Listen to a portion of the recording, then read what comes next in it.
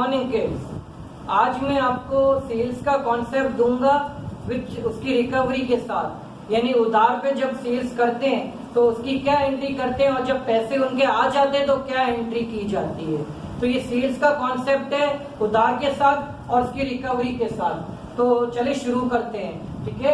अब ये सेल्स के बारे में आपको मालूम होना चाहिए कि सेल्स होता है क्या है कि दुकान के अंदर या फैक्ट्री वाला जो भी माल खरीदता है वो रीसेल पर्पज से खरीदता है, तो उसको लिए सेल्स का वर्ड यूज किया जाता है कि जब भी कस्टमर को जाता है माल तो उसको सेल्स का वर्ड इस्तेमाल होता है, यानी उस तरह की उनकी आमदनी होती है और माल चला जाता है, दुकान का सामान या फैक्ट्री का सामान चला जाता है तो उसको सेल्स कहते हैं। सेल्स को रेवेन्यू भी कहा जा सकता है, इनकम भी कहा जाता है और अर्निंग भी कहा जाता है, ठीक है। सेल्स को रेवेन्यू, इनकम और अर्निंग तीनों कहा जाता है और अकाउंटिंग लॉ के मुताबिक सेल्स रेवेन्यू है, तो रेवेन्यू जो होता है तो रेवेन्यू जब बढ़ता है तो क्रेडिट होता है, तो सेल्स हमेशा क्रेडिट किया जाएगा, सेल्स हमेशा क्रेडिट किया जाएगा।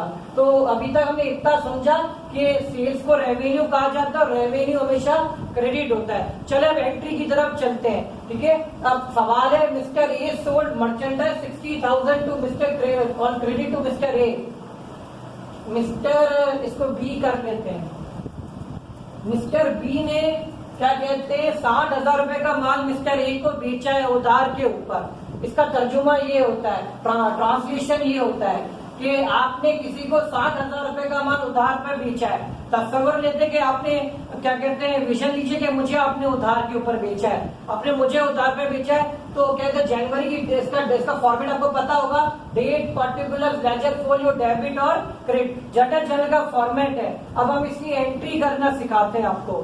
तो जनवरी 1, ठीक है, जब उधार के ऊपर जब माल बेचा तो उधार पे माल बेचा तो माल तो गया तो सेल्स तो क्रेडिट हुआ, 60,000 रुपए की सेल्स है, यानी दुकान से माल तो गया तो सेल्स क्रेडिट हो गया, क्योंकि दुकान से माल गया, सेल्स इनकम है और इनकम बढ़ेगी तो क्रेडिट होगा या क्रिएट होगी तो क्रेडिट होगा।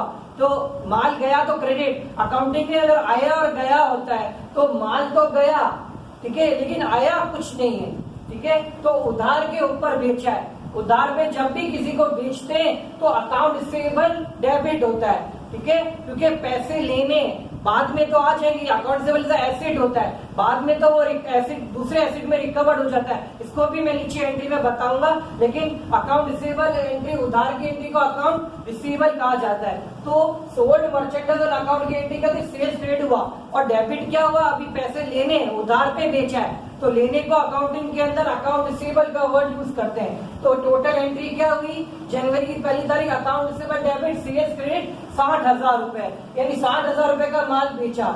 अब जनवरी की 10 तारीख को हम एंट्री देखते हैं, ही रिसीव कैश फ्रॉम कस्टमर 60,000। इसका ट्रांसलेशन करते हैं कि कस्टमर से 60,000 रुपए आए, तो ये देखिए ना, मिस्टर ए से आपको किसी, आपने मिसाल के तौर मुझे उधार के ऊपर माल भेजा था 60,000 का, तो मुझसे कितने रुपए आए, 60,000 रुपए आए आपको, तो आपको मुझसे लेने थे 60,000 रुपए। अब आए कितने, 60,000 ही आ गए, मैंने आपको पूरे दे दिए, तो आपका पैसा आया, पैसा आता है तो डेबिट होता है, पैसा अकाउंटिंग में एसेट है, एसेट आया तो डेबिट हुआ, ठीक है, पैसा आया डेबिट। और अकाउंट रिसीवेबल पहले लेने थे, अब तो मैं आपको दूंगा नहीं पैसे क्योंकि दे चुका हूं, तो अब मेरा अकाउंट क्लोज करना पड़ेगा, तो अकाउंट रिसीवेबल क्रेडिट होके क्लोज हो गया, ठीक है। तो कस्टमर से जब पैसा आता है तो कैश डेबिट, और अकाउंट से लेने को कहते हैं जब आ जाता है तो अकाउंट रिसीवेबल क्रेडिट हो जाता है। अकाउंटिंग के अंदर कोई भी चीज खत्म करनी है तो उल्टा किया जाता है, तो देखिए ना, ये डेबिट के ऊपर है, खत्म हुआ तो क्रेडिट हो गया,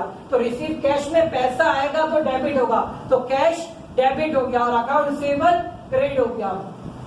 तो ये एंट्री थी सेल्स की, और क्या कहते हैं कैश के कॉन्सेप्ट के साथ, रिकवरी के कॉन्सेप्ट के साथ। जरा जल्दी से समराइज कर लेता हूँ। सोल्ड मर्चेंडाइज 60,000 ऑन अकाउंट, 60,000 का माल उधार पे बेचा, आपने मुझे 60,000 का माल उधार पे बेचा, तो 60,000 का माल सेल्स क्रेडिट और अकाउंट रिसीवेबल डेबिट, आपको मुझसे पैसे लेने तो एसेट लेने अभी आए नहीं है तो अकाउंट रिसीवेबल, और जब आ जाएंगे तो cash debit, account receivable credit, account से क्रेडिट हो जाएगा और जब पैसा आता है तो डेबिट होता है। रिसीव कैश के अंदर कैश डेबिट होगा, पैसा आएगा और अकाउंट सेबल क्रेडिट हो जाएगा। और नरेशन तो आपको लिखना आती होगी, तो to record sold merchandise on credit और to receive cash from mister A, to record करके जो सवाल में होता है वो लिख देते हैं। तो ये सेल्स का कॉन्सेप्ट है इसके एंट्री के साथ। अब मैं आपको कहना चाहूंगा कि अगर आपको मेरी वीडियो पसंद आई हो तो ये मैंने, मेरी बेटी ने ये मेरे लिए बनाया है, क्या कहते हैं, सब्सक्राइब का बटन, सब्सक्राइब कर दीजिए,